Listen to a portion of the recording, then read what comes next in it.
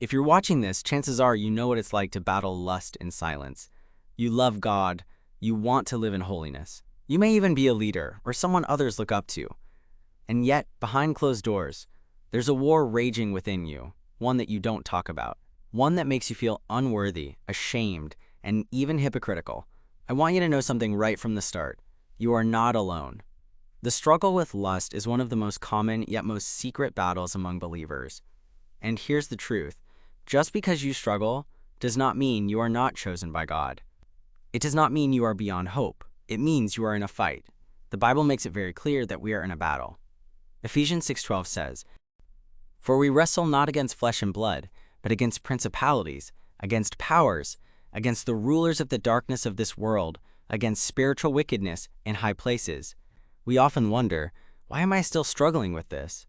We assume that the more we grow in faith, the less temptation we should have. But the reality is, the closer we get to God, the more the temptation intensifies. So why do even the strongest believers struggle? Number one, you're still in a war with the flesh. Salvation doesn't mean the sinful nature vanishes overnight. Paul, one of the greatest apostles, admitted his own battle. Romans chapter 7, verse 19 says, "For I do not do the good I want, but the evil I do not want is what I keep on doing."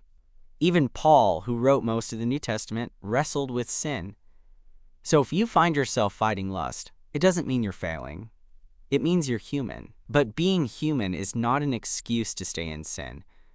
It's a reason to lean even harder on Jesus. Number two, the enemy attacks those who are a threat.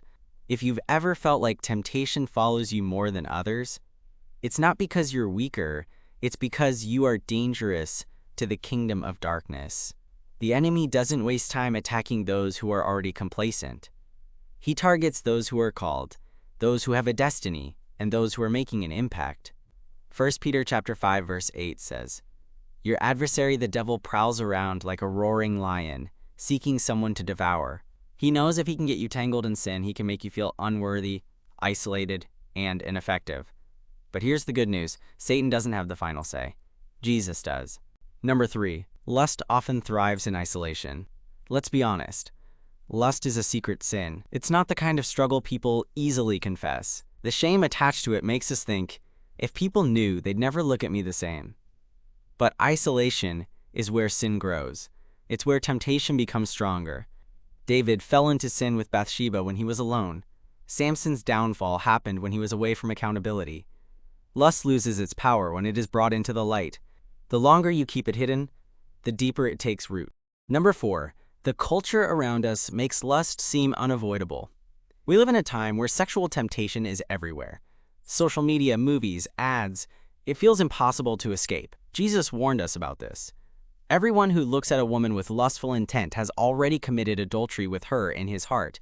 Matthew chapter 5, verse 28. The world normalizes lust.